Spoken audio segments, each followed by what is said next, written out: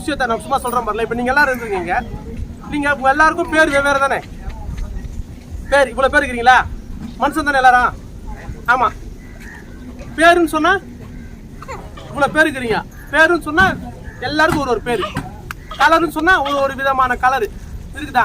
இது வந்து வேற்றுமையா இருக்குது, உண்மைதானே? உயிர்னு சொன்னா ஒரே சொல்றீங்களா எல்லாரும்? இதே மாற்றி சொல்ல மாட்டீங்க யாரும். இதுதான் இது இயற்கையா இருக்கிறது விஷயம். உயிர் அதுக்கு பேரு. இயற்கையா இருக்கிறது பேர் உயிர். அது ஒன்னாதான் இருக்கும், அதை மாத்தி சொல்லாது. நீ தோன்ற பத்தியா உன்னோட அறிவு வெளிப்பட்டதுல அதுலதான் எல்லாம் வெளிப்படாது. உன் மூஞ்சோட தோற்றம் மாறுறதும் சரி, உன் பேரு மாறுறதும் சரி, உன் குணங்கள் மாறுறதும் சரி. அப்ப இயற்கையா இருக்கிற பொருள்கிட்ட ஒற்றுமை இருக்குது. நம்ம அப்ப வேற்றுமையா பார்க்க முடியும். உயிர்னு சொன்னா நம்ம எல்லாம் உயிர் தாங்க அப்படின்னு. ஆனா நம்ம உயிரை தவிர்த்து நீ வேற எதை பார்த்தாலும் உன் வேற்றுமையாதான் தெரியும். உனக்குள்ள கோபமும் ஒரு வெறுப்பும் ஈஸியா வரும். ஏன்னா உயிர்னா அதுக்கு பேர் அன்புன்னு அர்த்தம். அப்ப நம்ம அன்பா இருக்கணும்னா நம்ம உயிர்ன்ற ஒரு விஷயம் சிந்திக்கணும் அதிகமா. உண்மைதானே? இப்ப நீங்க எல்லாரும் உயிரா இருக்கிறீங்க, ஆனா உயிர் விஷயம் சிந்திச்சிருக்கீங்களா? சும்மா நான் கேட்கிறேன். எப்பயாவது ரேர் தானே அது. எப்ப சிந்திப்ப தெரியுமா? ஒரு உடலை விட்டு உயிர் பிரியும் போது சிந்திப்பீங்க நீங்க. உண்மைதானே? அதுவும் அந்த கொஞ்ச நேரம் தான். அதுக்கப்புறம் திருப்பி நம்ம போக்கஸ் மாதிரி எனக்கு வேலை இருக்குது, எனக்கு குடும்பம் இருக்குது, எனக்கு வீடு இருக்குதுன்னு போயினே இருப்பீங்க. ஆனா இது எல்லாத்தையும் இருக்குதுன்னு சொன்னது அந்த உயிர் தான். அந்த உயிர் இருக்கிறனா தான் நீ அதை பத்தி பேசினே இருக்கிற. இது நம்ம யாருக்கு புரியல.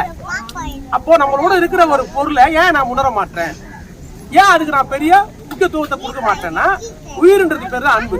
அதுக்கு பேர் ஒருமை குணம்னு அர்த்தம். எல்லாரையும் ஒன்னா பாக்குற குணம் எதுக்கு அதிகமா இருக்குதோ அதோட உயிரோட தன்மை அதிகமா வெளிப்படும்.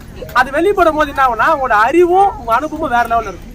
அதுக்கு நம்ம போய் ஒரு கல்வியை படிச்சு அதை தெரிஞ்சுக்கணுன்ற எண்ணம் கூட அது தேவையில்லை. அதை மீறி அறிவு அது கற்றுக்க முடியும். இப்ப இன்னைக்கு வரைக்கும் எனக்கு என் போன் நம்பர் தெரியாது. இன்னைக்கு வரைக்கும் நம்ப முடியுதா சொன்னா? இதை நான் ஏன் உங்களுக்கு சொல்றேன்னா, அந்த அன்புன்றதுக்குள்ள ஆழ்ந்துப்பாங்க. என்ன படிச்சு என்ன உலகில் குடும்பத்தோட வாழ்ந்தாலும் நீ அன்பா இருக்கிறியா இல்லையான்றத உன்னை நீ உத்து நோக்கிப்பாரு. புரியுதுங்களா? ஏன்னா நீ உயிரா இருக்கிற, இப்போ உயிரா இருக்கிறல்ல, அப்ப அந்த உயிர் உன்னோட இருக்குது. அப்ப அந்த உயிரை நீ உணரணும், நீ பார்க்கணும்னாலும் தெரிஞ்சுக்கணும்னாலும் நீங்க அன்பா இருக்கும் போது மட்டும் அதை தெரிஞ்சுக்க முடியும், பார்க்க முடியும். அதுன்றது வேற ஒண்ணும் இல்ல. எதிர்த்தா போறவங்களை நீங்க ஏற்படுத்துற மகிழ்ச்சி தான் அது பேர். ஏத்த போல நீங்க அன்பா இருந்தீங்கன்னா அவங்க கிட்ட அவங்க பேசிய பார்ப்போம் தெரியும்ல, ஒரு சிரிப்பா இருப்பாங்க. நீங்க கொஞ்சம் கோவப்பட்டீங்கன்னா அவங்க மூஞ்சி கொஞ்சம் வெறுப்பா கட்டும். அதை பார்க்கும்போது உங்க எல்லாருக்குள்ள கோவம் வருதா இல்லையா? இதெல்லாம் இங்க நடக்குதா? இப்ப இந்த நிகழ்வு தான் நம்மளுக்கு முக்கியமா மாறணும். அது மாறினா இந்த ஒரு கொட்டாக சொர்க்கம் தான். ஏன்னா சந்தோஷம்ன்றது உனக்குள்ள மகிழ்ச்சி ஆனந்தம் தான் அது பேர் சந்தோஷம். எவ்வளவு செல்வம் இருந்து எல்லாம் இருந்தாலும் உங்களுக்கு ஒரு பிரச்சனை இருந்துச்சுன்னா அந்த செல்வம் உங்களுக்கு சந்தோஷம் கொடுக்க முடியாது.